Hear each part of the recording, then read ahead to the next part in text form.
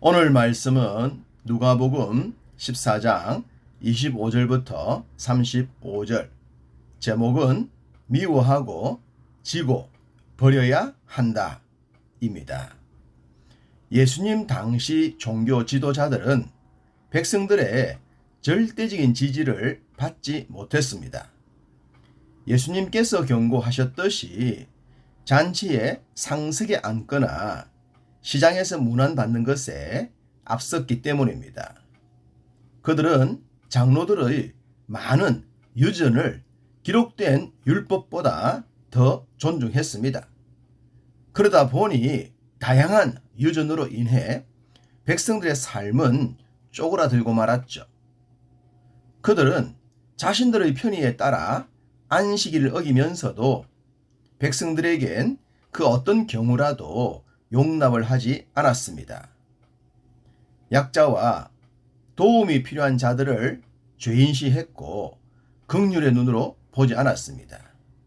그러니 어떻게 백성들의 지지를 받을 수 있었겠습니까?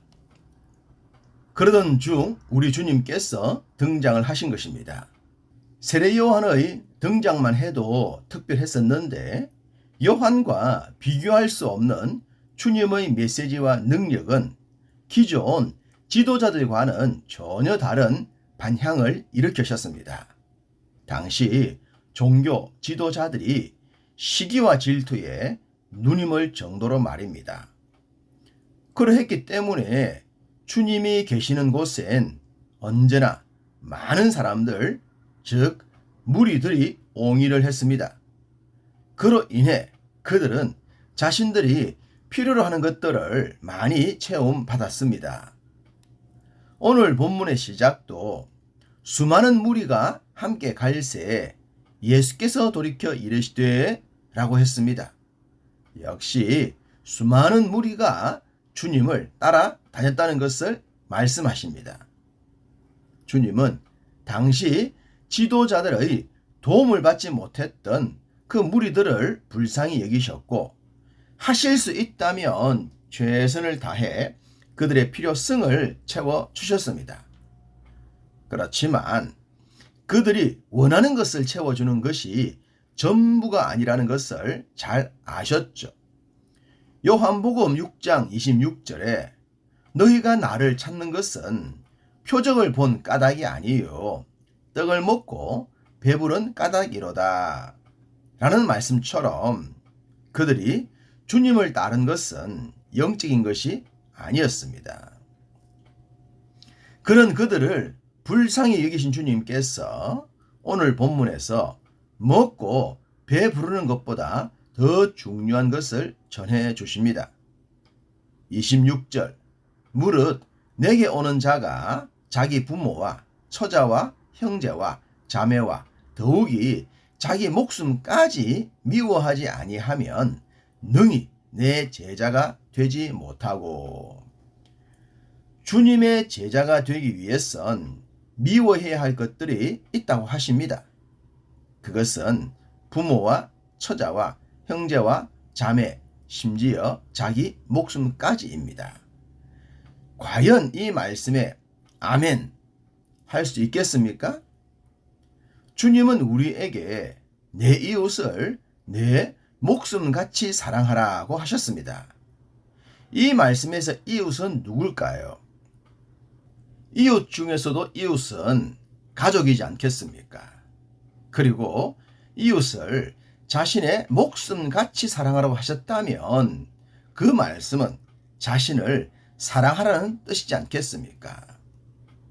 이렇게 사랑을 말씀하셨는데 어떻게 자기 목숨을 미워하지 않으면 당신의 제자가 될 수 없다고 하신 것일까요? 이 말씀은 당연히 영적인 우선순위에 대한 가르침입니다. 생각을 해보십시오. 예수님께로 몰려왔고 따라다녔던 무리들에게 최우선순위가 무엇이었겠습니까? 주님 말씀처럼 먹고 배부르는 것이지 않았겠습니까?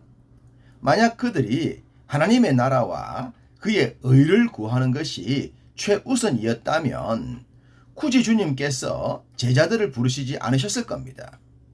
제자들도 주님의 가르침에 온전하지 못한 상황에 무리들에게 그런 기대를 하실 수는 없었겠죠. 그래서 그들의 영적인 우선순위를 깨우치시기 위해 현재 그들의 영적 상태에 도전을 하신 것입니다.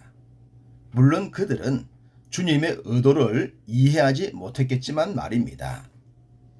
두 번째 말씀입니다. 27절 누구든지 자기 십자가를 지고 나를 따르지 않는 자도 능히 내 제자가 되지 못하리라. 역시 주님의 제자가 되기 위해선 자신의 십자가를 지고 따라야 한다고 하셨습니다. 이 말씀이나 앞선 말씀에서도 볼 수 있듯이 현재 주님과 함께 했던 수많은 무리는 제자가 아니었습니다. 그렇기 때문에 제자가 될 수 있는 조건을 말씀하신 것이겠죠. 그리고 이런 말씀이 궁극적으로는 주님의 제자들을 향한 말씀이지 않겠습니까? 제자들도 이 말씀에 아멘 할 수 있어야 했기 때문입니다. 자신의 십자가를 져야 한다는 것은 자신이 감당해야 할 사명을 의미합니다. 하나님의 사람으로 주님의 제자로 불림을 받았다면 반드시 감당해야 할 사명이 있습니다. 어떤 분들은 수고하고 무거운 짐진 자들아 다 내게로 오라. 내가 너희를 쉬게 해주겠다 해놓고는 왜 부담을 주느냐 라고 할 수 있습니다. 신앙생활을 하시는 분들 중에도 교회에 등록하고 직분을 받으면 할 일이 많아지기 때문에 그러지 않겠다고 합니다. 만약 우리의 모든 삶을 이런 식으로 살겠다고 하면 자신들은 어떤 책임도 의무도 하지 않는 삶을 살겠다는 말이 됩니다. 신앙생활을 떠나서 사회생활이나 가정생활에서도 그러합니다. 책임이 싫다, 부담이 싫다, 그냥 내 마음 편한 대로 살고 싶다. 과연 이런 삶이 가능하겠습니까? 만약 믿음 생활에서 그 어떤 사명, 즉 십자가에 대한 생각이 없다면 죄송하지만 영적인 무능력자가 되고 말 것입니다. 이젠 코로나 바이러스가 엔데믹으로 전환되었죠. 이것이 가능해진 것은 면역력이 생겼기 때문입니다. 아무리 강한 치사율을 가지고 있더라도 그것을 이겨낼 수 있는 능력이 내게 있어야 건강한 삶을 살 수 있는 것입니다. 주님이 말씀하신 십자가가 바로 그런 것입니다. 부담을 주는 것이 아니라 우리의 삶을 건강하게 만드는 동력이요 능력이며 은혜인 줄 믿습니다. 마지막 세 번째 말씀입니다. 33절 이와 같이 너희 중에 누구든지 자기의 모든 소유를 버리지 아니하면 능히 내 제자가 되지 못하리라. 역시 제자에 대한 말씀입니다. 주님은 자신을 따르는 자들이 제자가 되기를 원하십니다. 그래서 제자가 누릴 수 있는 복들을 누리시기를 원하십니다. 무엇보다 우리를 친구 삼고 싶어 하시죠. 주의 제자가 되어 주의 친구가 되는 감격을 누릴 수 있다면 어떤 말씀에도 아멘 할 수 있지 않겠습니까? 자기의 모든 소유를 버려야 주님의 제자가 될 수 있다고 하셨습니다. 이 말씀 역시 아멘 하기엔 결단이 필요합니다. 소유란 내 것을 의미합니다. 그러나 사실 내 것은 별로 없죠. 별로 없는 것이 아니라 아무것도 없습니다. 다만 내 것이라고 착각만 할 뿐이죠. 사탄이 그런 속임수를 쓰기 때문입니다. 마치 40일 금식하신 주님께 모든 것을 줄 수 있는 것처럼 공수표를 남발했던 것처럼 말입니다. 나의 소유란 나의 삶을 윤택하게 하는 것들이어야 합니다.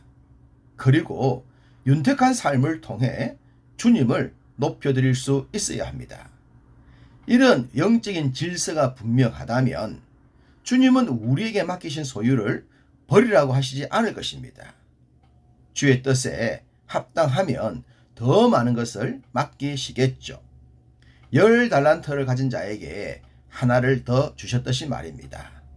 오늘도 우리의 삶이 주 안에서 이러하기를 간절히 소망합니다.